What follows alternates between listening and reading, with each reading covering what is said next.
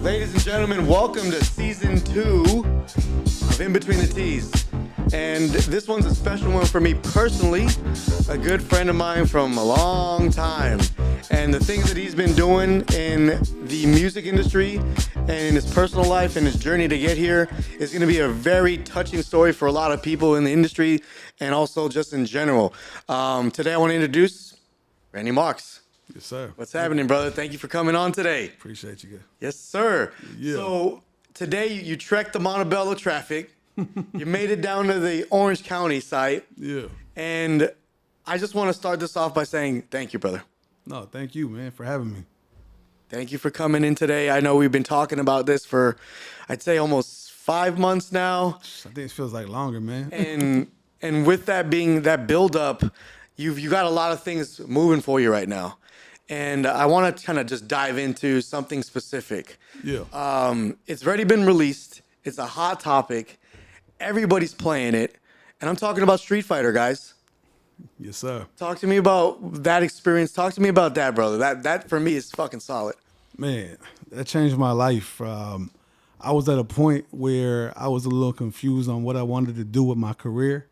And I was running my studio at the time after I graduated from LA Film School. So, mind you, running the studio, trying to get everything popping, trying to get engineers in there. It's just happened one way or another that every person I brought through to work for me, they just failed in one way or another. Didn't work out in one way or another. So I was forced to take the hot seat, take the chair. I wasn't that much of a great engineer at the time, but I was forced to be, and it elevated my game. All in all, working at the studio, it had me put my artistry aside. So I wasn't working on my own music so much, Yeah. Fast forward around COVID time, the studio got shut down because of COVID. And around that time, I was contacted to go audition in a sense, you know what I mean? And I had no idea what I was going for, what I was doing, in a sense for what the opportunity was for. Yeah. I showed up to the studio. They gave me a rundown of some keywords and, like, hey, we're going to run back a popular title, but I didn't know what was going on. Mm-hmm. Session after session, I do my thing. And the opportunity, I guess you say it finished. You know what I'm saying? Like, I didn't hear back. COVID happened. The world was at a standstill. I didn't know what was going on. I thought, okay, I got compensated for a project. You know what I mean? And that's cool. But what's to happen of it?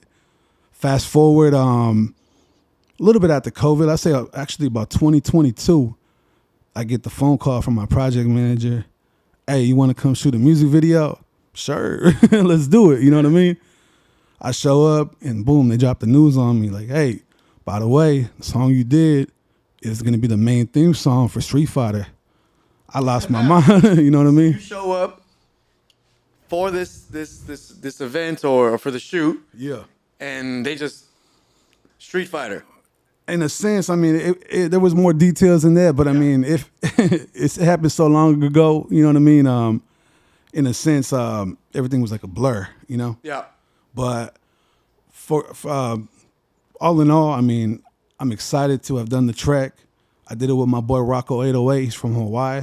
GRP's on the beat. He's from Japan. Shout out to them. Yeah, and it's been a great experience with Capcom and the whole franchise. They've treated me very well. And, I mean, shoot, what more could I ask for a kid from East L.A. on a worldwide game? You know what I mean? My voice is being heard everywhere. You know what I mean? It's crazy. What kind of reception have you gotten from friends, family, or even just through social media? A lot of the praises come from YouTube. Okay. And like DMs, of course, too, for Instagram and such. But of course, you always have your mixed reviews. You're always gonna have negative, but a lot of positivity came out of it, man. I mean, I'm not gonna lie to you, like on some life-changing type of stuff.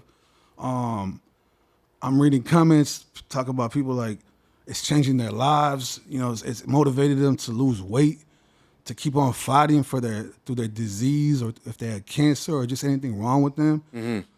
So I started to dig a lot deeper, and I'm like, man, like there's really like healing in the music. There's healing in the frequencies of my voice. Yeah.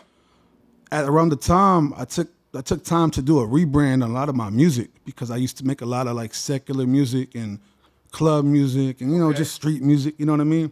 Things that we grew up on. Yeah, pretty much. And all in all, I mean, I feel great about the change. I wanted to make music that my aunties and my uncles and my grandparents could bump.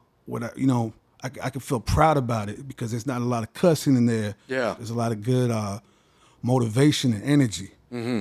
You know what I mean? So it was a wake-up call for me in the sense of an eye-opener, I must say, to know that the music's changing people's lives, straight up.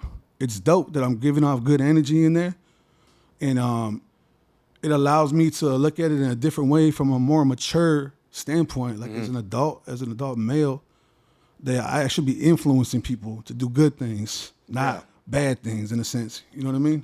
Yeah, we hear that a lot. There is a community within the music industry, right? That's always trying to veer away from, the typical drugs, sex, glorification of whatever it is. Yeah. And, it's always good to go ahead and hear music. And I got a chance to hear a couple tracks. And I got to tell you, like, when I was listening to these 3 tracks, I immediately thought NC Dub track list, Madden track list, things like that, Yeah. And you guys have to wait for that. But it's stewing up, man. And one thing that I want to touch on that you brought up is where we grew up. Yeah. Right? There's very little representation or slim to none big artists that have come out of East Los. Yeah, man. Right? Yeah. Chicano rap, right? Always has kind of been around that area. Yeah. But for the things that you're doing, what would you say? Nobody, right? Not too many, bro. I mean, unless you're like a straight up Christian rapper, maybe. But I don't even classify myself as that. You know what I mean? Just more on some positivity, some radio, some sync, type music. Yeah. And as you mentioned about those songs that you heard, those are all geared up for syncing. For when I say sync, it's for movies, TV, game, television. Definitely. So Street Fighter opened up the door for me to make that type of music and get accepted in those realms, or you say, you know what I mean? And that's really the bag right there in music over regular streams and stuff, you know what I mean? Yep. You get your song with a movie, that's a big bag, you know what I mean? Yeah. Yes, sir. That's the capital. Yeah. That's a big capital. I mean, when we look at, I seen a podcast with Snoop talking about one of his songs hitting like 1 billion streams. It's crazy. And he made, I think he said he made 40K, I think. Yeah, 50,000, almost that. Yeah. And he's like, man, fuck streams. It's insane, man. Realistically, we've always traditionally heard about what's the plan, right? The blueprint. Yeah. You make an album, you produce it, you go on tour. And the tour is where you reap your reward. In a sense, but that's really backed by labels, and you end up being in debt at the end of the day. Right. Having to pay that off. Isn't that like an old school method, right? Where I say traditional. Yeah. Traditional. I'm pushing more of the independent route right now. It's harder for sure, but it's looking up. You know what I mean? I just landed a EP with Universal Music for sports TV. Okay. So that's dope. You know what I mean? I did my thing on that. That's opening up the doors for more and more exposure. I'd say that's my next biggest placement besides because I just didn't do the Street Fighter theme song. I did the character select. Yeah. I did the Capcom Cup theme. So I have about 5 placements with them and all in all. Yeah. I remember seeing you. There's an event in Long Beach, right? Like not too long ago, or where was this at? We were at Avalon in Hollywood for the Capcom Cup. Yeah. Yeah. And then we did Amoeba too. We performed at Amoeba. That was a dream right there, man. Yeah? Yeah, that was Hollywood, unexpected. Right? Yeah. That was unexpected. We released a vinyl record and everything for it, but really unexpected because prior to Amoeba in 2022, we went to Rolling Stone magazine in New York, performed out there. That was dope, man. You know what I mean? Like I don't even have words for it. Did you have kind of a sense of fulfillment? Was it a sense of shock? What was those feelings going through those stages of Amoeba, Rolling Stone, like these big moments? I gotta tell you, man, like I'm one that has learned to appreciate the moment. So I'm still there mentally right now. I'm still at Amoeba. I'm still at New York right now. Cause I'm like, damn, this is crazy. Like I'm just a regular average kid from East Lopes, you know what I mean? And Yeah. being flown to New York, performing on this big time stage in Rolling Stone, performing at Amoeba. I think Billie Eilish had just performed at Amoeba like a month or two before we had went there. So it's crazy, man. You know what I mean? Like, especially be from the city. Yeah. You know, it's more than I could ever ask for, pretty much. You know what I mean? More than I ever dreamed of. I saw The best part is it's not even you've gotten those highlights, so to Yeah. speak, right? And you're holding them tight to your heart. Yeah. But it's like you're still moving. I'm There's so much more coming down the road for you that I know and we've talked about. Yeah. And I'm excited for it, champ. Bro, I'm over here in my head like, what's next? You know, Yeah. too, you know what I mean? But still trying to appreciate everything that God's given me, you know what I mean? And what I work for. Because it's a trip. I'm independent, you know what I'm saying? I've done this on my own. I haven't done this with a label representation. Okay. Without a big name manager, big name agent. This has just been straight up blessings, you know? Could you give the audience some feedback of what that means as far as an indie artist that's repping themselves like you versus someone that's on a label? What are the ebb and flows of that? I mean, shoot, just like Nip said, man, we say success is right when opportunity meets preparation. Yeah. I'm living proof of that. I've gone to school for music. I've done music all my life since I've known you, since I was a kid. We were kids. We were fucking at Boys and Girls Club, Monterey basketball. Park. Yeah. Jesse was the coach, remember? My cousin Mike on the team, yeah. Yo. Yeah, Shout out Mike. Mike. Yeah. Yeah, man. So that's another thing I want to talk about. But yeah, if you could shed a little light for anybody that's not really familiar with the industry, Yeah. I have some idea, right? Because some of the people I have a circle or a fluence about. But how is an independent artist different from a label artist? Maybe that's a better question to answer. This is a hard game, man. I tell you like that. Like, there's a slim to none chance of really making it as Slim to independent. Yeah. Would you say it's ideal to someone winning the lottery, or would you say it's even less? Honestly, bro, I use that metaphor a lot for the Street Fighter placements. Yeah. I'm like, not only did I hit the lottery once, I hit it a few more times because those opportunities, to be quite honest with you, some major artists never even get. Yeah. You know what I mean? And for a straight indie artist from LA, I mean, like I said, it feels like one in a million, straight up. You know what I mean? I never call myself the greatest artist or producer, but I tell you one thing, I work harder than a lot of people I know. Yeah. I put in a lot more time behind the scenes, you know what I mean? Like, Working on the craft. working on the craft, perfecting the craft, like always thinking about the craft, you know what I mean? I'm like, it's me, it's embedded in me, you know what I mean? It's that right there. If you can rebrand, like you like transitioning from one way to another, that's one step. That's one challenge. Yeah. Some people are opposed to, right? And then there's another part of outworking the best talent. Yeah, You know, you've always heard that too, I'm sure. yeah, It's universal. No matter what you do, whether you're an artist, whether you're a bookkeeper, accountant, whether you're in banking, if you're hustling more than the other guy, then you're gonna give yourself a chance or a higher opportunity to really go ahead and connect with people that are in the same sphere. Power of proximity is real. Yeah. And I think you just showed everyone out there just keep hustling. yeah. You know, I know. Let's put it this way: when we were at fucking SGV, you was always writing shit. You know, it was that fucking Boys and Girls Club in between practice. After you was always writing stuff. You was always saying you're gonna be an artist, right? Yeah, man. And even still, there would people be. Even still today, I'm sure there's still people saying, "Nah, you're not gonna make it. You're not gonna make it. You're not gonna make dude. it." That's like an never-ending thing. But that's really no different than anything in life. You tell anybody this is your dream, you're gonna find 10 people to say no fucking way. You're gonna find 100 people, man. You're gonna find maybe 10 if you're lucky to say you're doing it. You're Yeah. good. You know what I mean? Yeah. Yeah. So with that being said, I mean, it really steps up our conversation into when you're talking about this music that you're building out now. Are you tapping into that old sports competitiveness? Are you tapping into what that grander audience looks like? Where is this coming from? This music? To be honest with you, man, I've gone through a lot of downs in the last few years. So in one way or another, I was able to tap in and channel all that energy, that negative energy, Yeah. and bring it into some positivity. It's been crazy, man. I can't explain how. I'll tell you at the beginning of this year, around February, I learned about the sports project. Mm-hmm. I got on my knees and prayed. I said, God, like, I'm not producing music fast enough. I'm not a fast enough writer. Like, it takes me forever to make music. Yeah. Somehow, show me the way. Give me some more momentum, right? So it's crazy. Coming February, end of February, coming into March, I started working with my boy Freddie.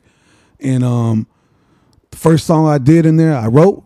We recorded it. Everything went well. I don't know what came over me, but the next session and the next session and the next session after that. Just bangers? Hey, Freddie. No. Well, yeah, for sure, bangers. Well, I'm like, hey, Freddie, I'm going to try something that I never really tried before, bro. Like, I'm going to try freestyling at the top of my head. And I know it's going to take me some time, but just be patient with me, you know?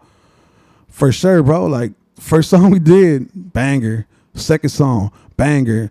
8 hours, 6 hours, 5 hours, you know what I'm saying? Sometimes it took all day to do a song. Yeah. But we're satisfied with the outcome. I made a rule with Freddie. I said, hey, every time I show up to the studio, man, we got to knock out a song completely. I don't care how long it takes. That's our goal for today. And we've been freestyling since then, bro. I've knocked out about 20-something tracks since February. Mm-hmm. The chemistry's great with Freddie. He's a great engineer and producer. Even help me with the rhymes sometimes, just top of the head, you know what I mean? Yeah.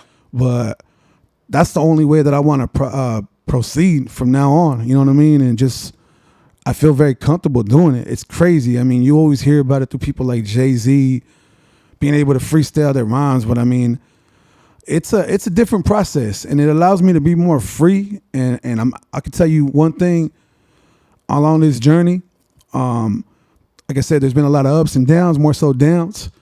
That I've lost motivation quite a bit of times over time. You know what I mean? Like, I've wanted to quit for sure. You know, just like anybody. I'm human, but I lost my love for music a long time ago, and I looked at it in a very logical, technical standpoint or aspect, you know what I mean? Because I'm like, this is a business, of course, you know what I mean? I can tell you confidently, like, around this year, I found my love for music again, you know what I mean? I'm having fun with it. And that's the main thing that matters to me, is like, you can hear it in my spirit, in my voice or so. Yeah. I can hear it. I'm like, damn, like, I amaze myself. I'm not going to lie to you. I'm like, where is this coming from? But at the end of the day, I'm like, that's dope. Keep it going. That's what makes me happy. That's what gives me my high. You know what I mean? I'm not going into the studio drunk, smoking weed or anything like that. I'm just literally going in there sober with my water, dude, and just like, okay, let's get something going, you know? This boy came in a big-ass jug of water, and he says he kills 2 of them. Right there. Like, look at that. It's nuts. Yeah. So he's coming in clear, collected, calculated. Yes, sir.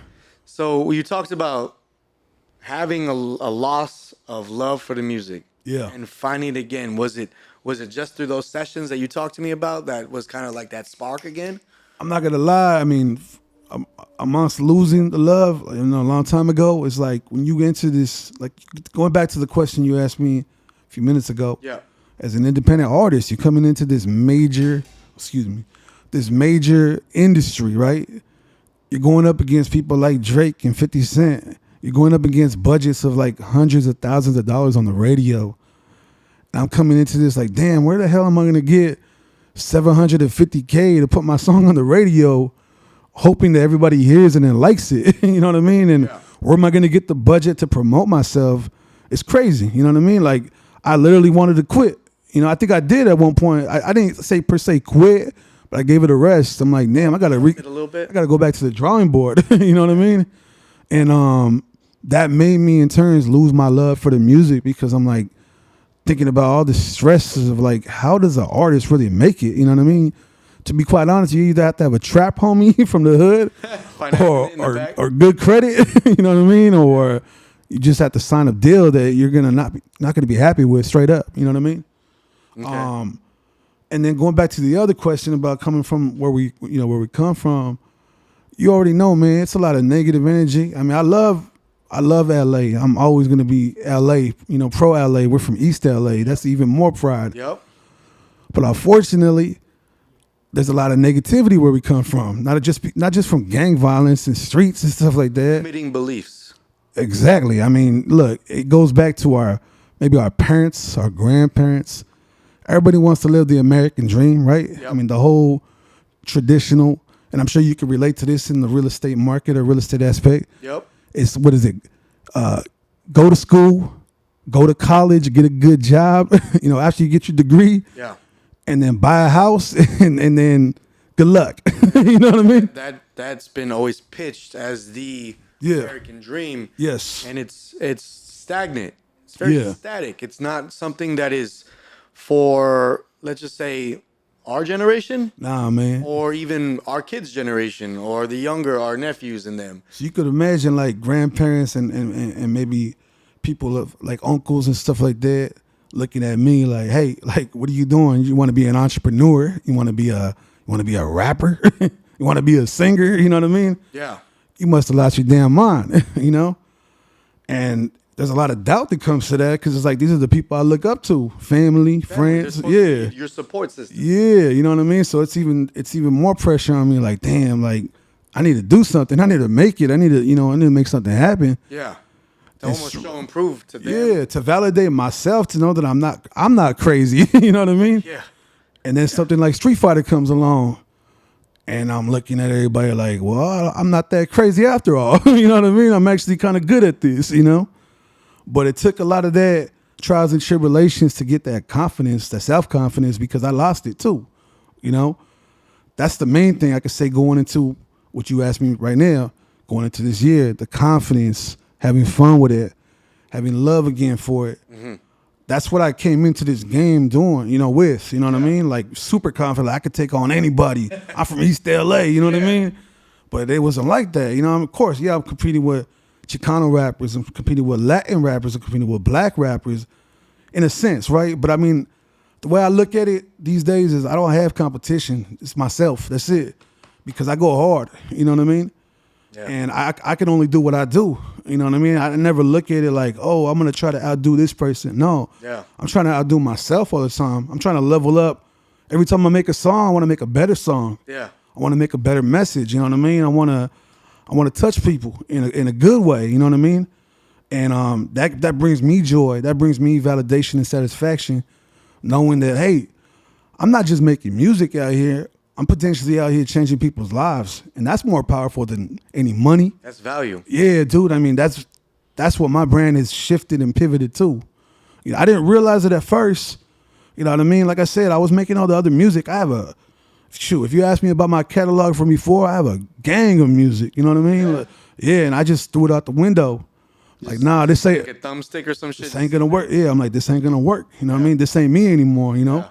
I'm in my 30s now too. I gotta be more responsible. Yeah. How am I gonna look talking about one thing and then in a positive manner and then doing negative things outside of music, influencing the younger generation or vice versa? Yeah. How am I gonna make negative music and then try to be a positive person going to church and being a good person? You know what I mean? So the brand, all in all, I could say is very much just me being me.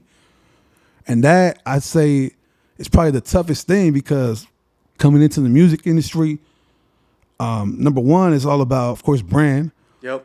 Identity in a sense of signature. Like, who does he sound like, or does he sound like himself? Everybody has their idols. They come into the game sounding like, my favorites are like 50 Cent and Game.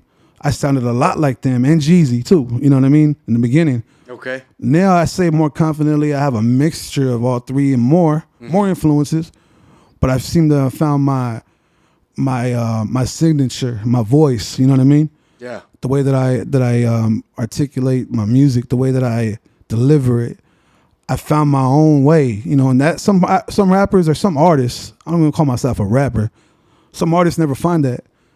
They just sound the same all the time, you know what I mean? Repeat. Yeah. Lots of rinse and repeat. There's never any. They can follow a template.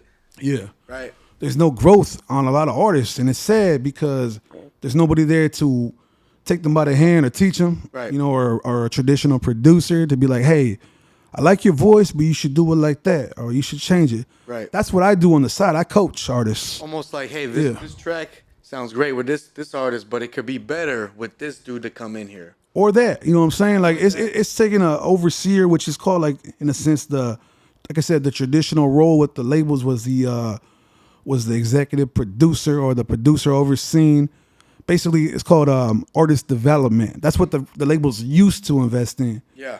Now when you come in as a team or so, they expect you to already have that. You know, come in ready to go. You know what I'm saying? Maybe they want to print money. Yeah, a lot of artists come in sounding like whatever so because they got numbers. They got the statistics, right? They don't really care how they sound, you know what I mean? As long as he's selling, as long as he's streaming, that's all we care about, you know what I mean? And then maybe 3-6 months later, they're done. Like, people forget about them, you know what I mean?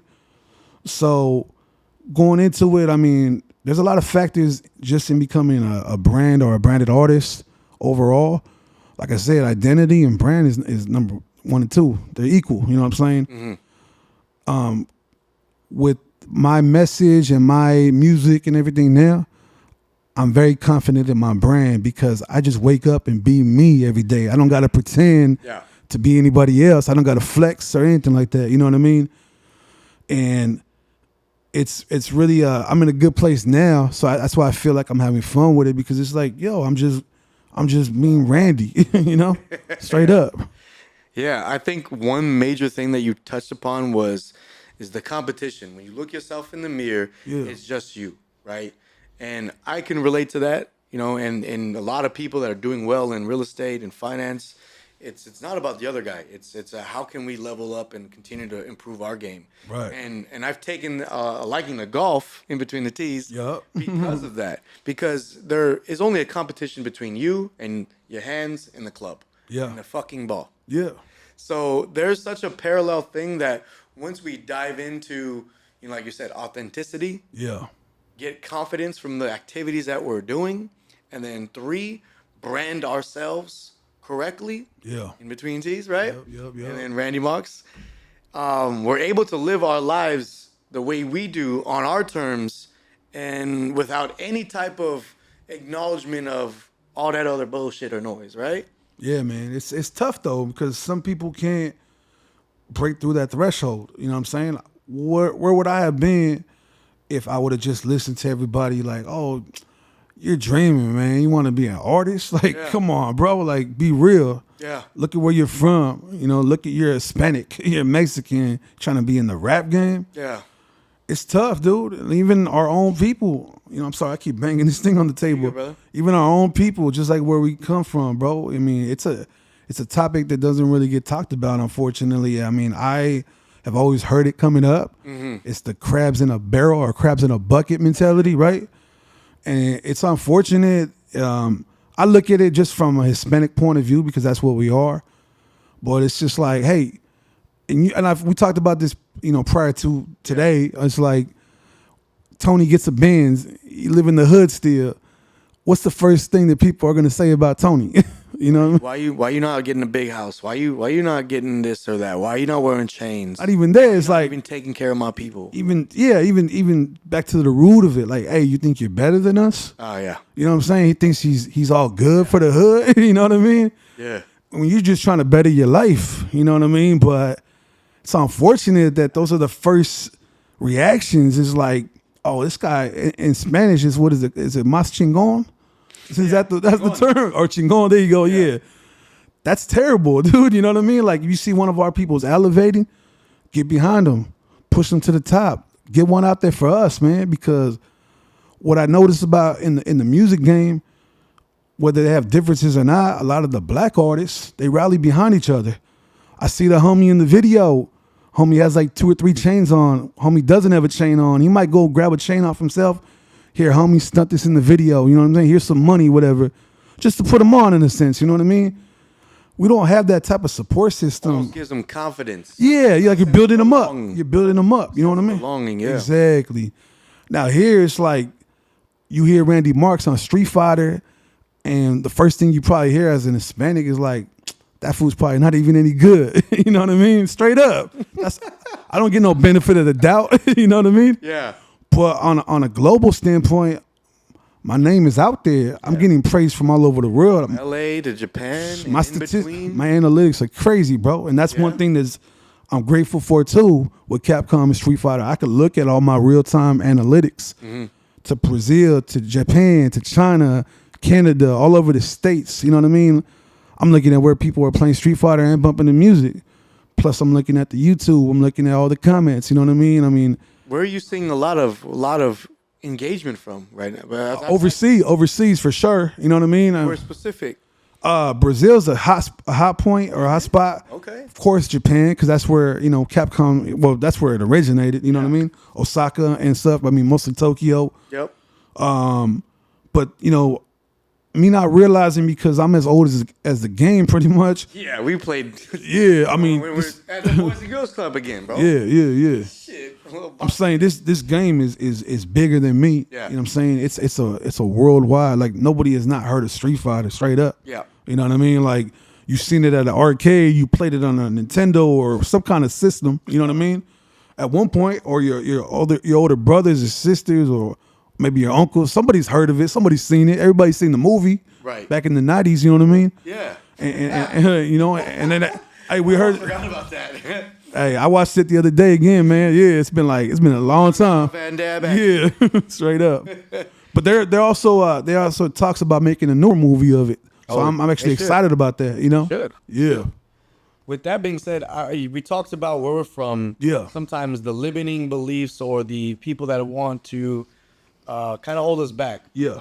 When you were at the LA Film School, right, doing your thing, now you're alumni. Yeah. Was there a lot of people from our neighborhood or LA, or were they coming from other cities, other states to come? What was that like? What was that experience like? So it was cool, man. Dude, you got people from all over the world because it's a hot spot school, like a hot destination to go to. Okay. Because the sister school is Full Sail in Florida. Okay. So LA is the LA edition, LA Film School. It used to be called LA Recording School, Los Angeles Recording. Okay. Now they have it split into two, LA Film and LA Recording, but same school, whatever. A lot of the people, a lot of Hispanics that I noticed, majority of them were out of the military. Like they're finishing their tours and they were using their GI Bills to go to school. There were, of course, I mean, there's a diverse culture there for sure. Yeah. But yeah, you have people from overseas. You have people from out of state. You have people driving 2-3 hours just to get to school, taking the bus, taking the train. So people were serious when they went to that school. A lot of them are, man. You know, I mean, it's just it's unfortunate. The statistics. Yeah. Statistics. Sorry, a little tongue twister. All good. Bro.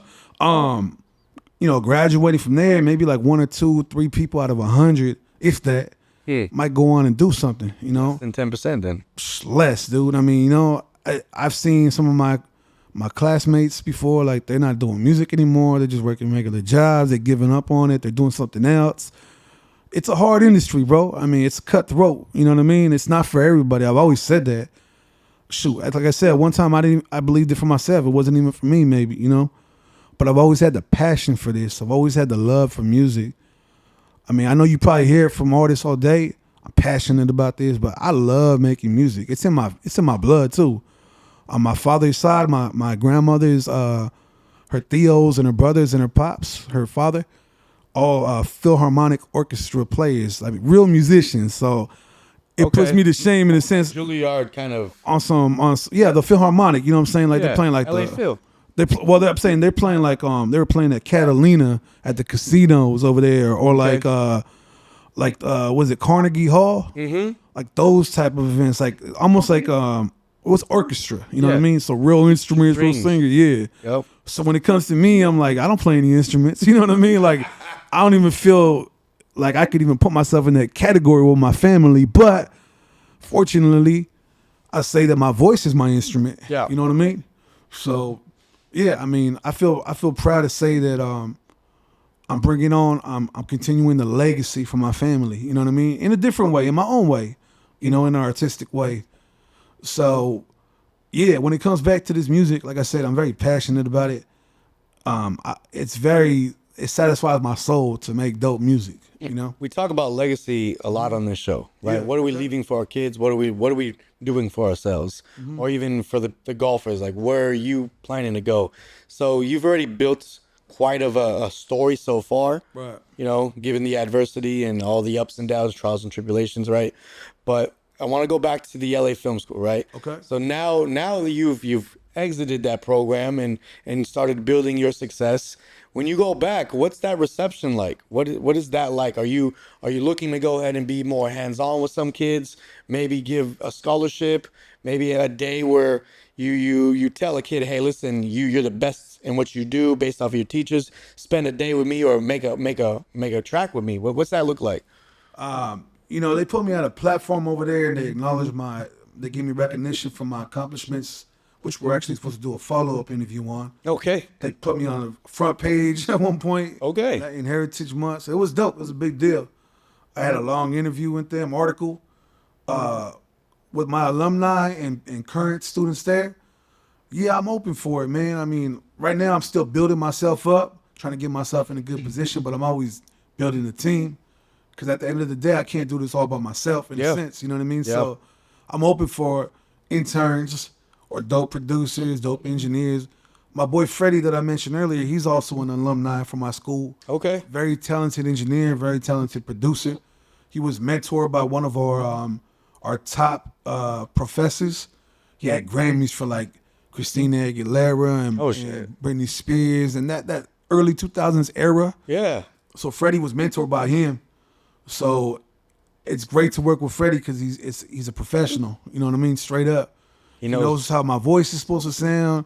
He knows what I want on the effects. I mean, we're on the same wavelength. You know, it took a very short amount of time to get that chemistry going too. I've known Freddie since like 2018. Never worked with him up until 2024, this year. Because seasons of timing. I'm not gonna lie to you. I'm like, man, this dude's very talented. Yeah. I didn't have budget for him at one point, you know what I'm saying? Just different things, man. Just, but it all aligned to this year. And I'm like, hey, yo, you wanna do the sports project with me? Let's get some credits for you, you know what I mean? Some real credits. Yeah. Because these are his first major credits in a sense. So it's always dope to bring the homies up, to build them up, right? Yeah, you're building. Yeah. We're also in the project with one of my old professors, Jen. Okay. He's the one who got us the opportunity. So we went on this project in threes, the three of us, you know what I mean? It's been a dope project. The chemistry's dope. Everything's really top notch, you know what I'm saying? I couldn't have asked for a better team on this project. Mm-hmm. And the way I look at it is like, this is only the beginning. Yeah. You know what I mean? Overall, I mean, Jen has produced beats. Freddie has produced beats. We have produced beats because I went to school for music production, so I have knowledge in production, of course. I was watching Instagrams. What was it? The Blue Dream Studio, or what was that? I had Cloud9. Cloud9, yes, Yeah. Cloud9. Yeah. And I would see you mixing late at night, and I was like, man, that's a dope track. That's a good beat. Man, I mean, look, I've come a long way.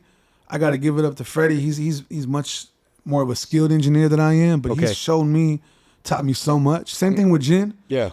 They've elevated me not only as an artist, as an engineer, as a producer, and they continue to elevate me. You know what I'm saying? They continue to push me like, hey, bro, you're doing great. Keep it up. Sorry. Keep it up. You know what I mean? That's a bad habit of keeping that thing. It's a beautiful thing. Yeah. What I've started to notice myself in my ascent and with people I spilled myself, the people at the top really just want to bring people up. Hey, they're all about, there's the gatekeepers. There's definitely the gatekeepers. Yeah. But what I mean by that is generally, people at the top, they're welcome to build success around more people because that just means more money, more engagement from the people that are around. The people at the bottom, they're like, I want to drag you down. pull you down. I never understood that, bro, because it's like, yeah, you have your gatekeepers and such, but it's like, how long are you going to gatekeep for, and how long do you expect to be on top on your own, or, you know what I mean? Right. There's always going to be somebody more talented, tougher, stronger, whatever, you know what I'm saying? Right. Like, why wouldn't you go try to find more talent to keep it running? You know what I mean? So I think that's amazing that you got your team built out and you guys are elevating each other because that's the beauty in collaboration. We got a small team too, man. It's literally like 5 or 6 of us. I mean, what is it? It's Freddie, Jen, my boy 33, Okay. Renee, and Polly. Okay. You know what I mean? Yeah. I mean, they're new into the scene, but they've been there supporting me for the last couple of years. You know what I mean? Everything's just coming together how I've always dreamed and dreamt and prayed for. Honestly, I've always wanted to have a dedicated team for myself. Yeah. I didn't know how I was going to get it. I didn't know where they were going to come from. Manifested it. And honestly, it took me from almost losing it all with the studio and everything, and just other unfortunate situations from friendships that fell apart and money situations, just a whole mess. You know what I mean? A lot of relationships and situations falling apart. To me, being able to somehow bring myself together, and then also to formulate a team around it, bro. It's been crazy. Like I said, a lot of these things are not just me, it's God. You know what I mean? That's why I wear this sweatshirt proudly. You know what I mean? Because I have been blessed. Oftentimes when I'm looking down or feeling down, I do remind myself, like, hey, you come a long way. You have a lot of things going for you. You've been blessed a lot. You know what I'm saying? Like, don't let this hold you down and keep you down. Yeah. You know, we all go through it. You know what I mean? But I keep pushing, man. I guess I get that from my grandfather. He's a very stubborn individual, but he's a strong man. He's my father pretty much. So I've always looked up to him, and I've always got that like don't quit mentality from him. Like whether he's injured or ill, he still always goes, man. And he's 82 years old, still kicking and punching, man. Like he's a tough son of a gun. You know what I mean? So Let me ask you this. yeah. So with all that, mental health is a big aspect, right? Mm-hmm. You know, you've talked about, you know, being in a position where you said, fuck, man, this might not be for me. And you Right. found it back, right? Is it your faith? Is it your grandfather that kind of helps keep your mental health? What is that keeps Randy's mental health where it is? I think that's going to be an important takeaway for everybody in the audience. I tell you what, man. I mean, yeah, going to my grandpa. I mean, he gives me a lot of strength and courage, even though he doesn't know it. You know what I'm saying? Just me looking up to him. But a lot of therapy too. I gotta admit, you know, it was something that I always found. You actively go to I that. actively do. You know, what I mean? Everybody, listen, Yeah. man. No matter how fucking strong you are, no matter what you think you are, you always need that other person to kind of get that out for you. That's what I look at therapy as an outlet. You know what I mean? Like in a sense of like, if you have negative feelings, you have aggression towards you, whatever the case is, right? You got to get it off your chest. You know what I mean? Yeah. You can't keep it in there. You know what I mean? And being able to verbalize it, vocalize it, whatever, to a therapist, even just being able to get it out of your system is a win. Yeah. Because you can't hold that in, bro. Like you're gonna sit with that negativity and take those L's. Let And it fester, and that should become Oh, yeah. cancer, and then Man. really becomes detrimental to what you're trying to achieve. And I've, you know, hey, growing up, I'm not gonna lie, I've had a lot of anger issues. I've had a lot of Oh, yeah? resentment. I remember. Yeah, resentment, you know, just in general. But that being said, therapy is and faith in God, church, therapy, like I said, it's a lot of spiritual growth. It has taught me a lot of patience. And that's something I never really had growing up. I was always like, let's make it happen. Let's do this. When's it gonna happen? It's all anxious and everything, you know what I mean? Instant gratification. Yeah, I needed that because I'm like my mind's running like 100 miles an hour, and I'm like, why isn't this thing happening? What's going on? You know, getting frustrated. But growing as a mature male adult, life in general is just it's humbled me and taught me a lot of patience. Yeah.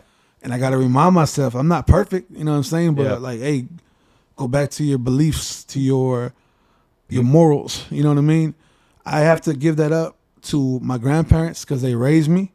They're very good people. You know, they're very fair people. Like there's never been no funny business, like anything like that. As far as you know, they have good morals and values. Just put it that way. They've been great to everybody, you know, and it's reflected on me a lot. You know what I'm saying? Because there's been times when I was in the streets or just with other people or just in different, Yeah. let's just say, avenues or markets or businesses where I felt myself maybe slowly slipping or drifting away, you know what I'm saying, into a different Yeah. energy. Let's just say, call it Yeah. up for that. Yeah. And I'm like, yo, this ain't me. You know what I mean? Like, doesn't matter if they say that I'm whack because I don't want to do something or I don't want to do drugs or I don't want to drink, whatever the case is.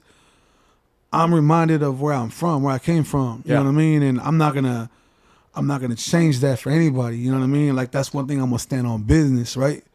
For the way I've been raised, because That's it. I know I'm a good person, and I don't need to be anything else. I don't need like I said, fake. You know what I'm saying? Pump fake, whatever you want to call it. You know. Yeah. But yeah, I mean, therapy I've been in for approximately I want to say almost 2 years, 2.5 maybe, somewhere Okay. around there. I've had 2 therapists since then. First one, and this is what I got to give, like, give the listeners some kind of a heads up. First one was cool. He was a dude. He was a little younger than me, though. He was like 4 or 5 years younger than me. In my head, I'm like, what's this dude gonna tell me? You know what I mean? Like, he hasn't even lived as long as I have. So I found myself at a peak where I felt like we couldn't move on any further. Like it was a cap. You know what I mean? Right. Fortunately for me, when I wanted to change over, because I actually asked for a female in the beginning anyways. Yeah. They're like, hey, well, this dude's available right now, or you Yeah. got to wait 9 months for a female or something like that. Okay. Yeah, some crazy stuff, right? So, fortunately for me, homeboy was like, hey, bro, I got to tell you that I'm going to be shifting on to a different role or company or whatever the case is, And in my head, I'm like, cool. Like, like I'll have an opportunity to get a different perspective from a different therapist. You know what I mean? So I already had been feeling that for at least a couple of months. Like we're all capped out. Like I don't think like this is working anymore. Yeah. You know what I mean? You reached the limit. Yeah, exactly. So coming into the new therapist, she's same age or so, but she's been really insightful. You know what I mean? It's been very comfortable, and I have my bad days too. Sometimes I don't want to do therapy. I'm just trying to get a bad place. Straight up. But she has a way of encouraging me to keep it going. Yeah. And I feel like in that point of view though, is like sometimes you can, I guess, outgrow your therapist. Not in a sense of they're not good enough or anything like that. It's just like you just have different needs or different times, or you're different. How are they interacting with you? Yeah. How are they giving you different tips and trips? Exactly. I've been to a few, and Yeah. I've always tried to take in those little things that they've given me, and it's really mindset. Yeah, dude, straight up. I mean, Mindset. I want to say that being in therapy is something that we always, I say me, but like I've heard a lot of males and just in general, even our culture, unfortunately, Yeah. they look down on it. Like, Yeah. oh, something's wrong with him. Why does he need machismo, therapy? you know? Yeah, exactly. You're not a tough guy or whatever. But I took the advice of a female I was talking to at one point, and she's like, you should try this. I'm like, all right, I'll give it a shot. So, that being said, by proceeding with therapy, I feel like it graduated me like 5 or 10 years mentally, bro. Like That's straight real. up, yeah. That's real. I've grown as an adult in a short time period. Again, anger issues and stuff. I'm like, okay, I'm kind of like chilling there, like sitting back and analyzing things, and being more logical on things instead of acting on emotion, or impulse. You know what I mean? Yeah, Yeah. Yeah. yeah. So it's a game changer for sure. If somebody has access to therapy, I say give it a shot. It could change your life straight up. It can. Yeah. It can. I was always impatient myself. Mm-hmm. Having my first daughter 7 years ago kind of helped with that. But then also there's a lot of things that came into my relationship with my wife, my daughter, that I needed work on because we have scar tissue from our parents and how we perceive that. And I have a cognate perception of what I need to do to avoid some of the pitfalls that my parents gave to me so I can level my kids up, right? Yeah. And it's no different from what you're saying is that you want to level up your mind Yeah. so that you can actually go ahead and hit that next step, which is a great transition point for us. As we round this out, I want to ask you, what is some collaboration that you would really love? Like, what is something that would say, fuck, I think I've made it? Like, or like, what kind of collaboration or what does that look like if you have that vision clear right now? Collaboration. I say like some of my favorites, of course. Like I said, 50's always been big inspiration to me in the music game in the sense of like I've always loved that dude's music and his vision. That would be a dream come true. But I've also grown to become the artist where I don't really need another rapper artist on the record. In the sense, I'd rather have a dope vocalist. You know what I mean? So even somebody like a Ty Dolla $ign, a Khalid, Jeremiah. I feel like I could do wonderful things as a songwriter, as a producer, as an artist. I can make a lot of great things happen. So I don't have anybody per se, but I would like to say having a hit record on the radio would be like, okay, I'm at that level where it's like, I'm a player. Yeah, exactly. And then getting more sync collaborations or deals or placements. Okay. For bigger video game titles, because I've always been a gamer my whole life. So even come full circle, it was like, that's dope. I play games. I'm in the damn game. You know what I mean? So like Madden, 2K. When you're playing Street Fighter, who's your character? Shoot, man, I was doing Ryu and what's the other dude's name? Damn it. What's Rashid. Okay. Newer character. Yeah. And they just got Akuma on there, so I just started playing again. But Akuma's been a personal favorite of mine. That's dope over the years. Hey, but I can't lie, man. I'm not gonna front. Like, I'm not the greatest at that game. Okay. I be getting frustrated, bro. People they be kicking my butt. I've never been really good at Street Fighter, but I've always been good like at Madden. I like those games. You know what I'm saying? Madden, NC Dub, and I'm so happy to see NC Dub came out. Oh yeah. I have something working with one of my partners that we're gonna start interviewing a lot of USC and UCLA players. Dope. He's gonna come on the podcast. We're gonna talk about that. Dope. So if there's a way that we can collab in some of that stuff and we can intersect our network, I'm all for it, brother. Of course. Like I said, we've been at this game a long time. You've seen me grow one way. Yeah. I'm seeing you grow one another way, and I've always been a cheerleader. Like fucking. And I just love seeing where we come from.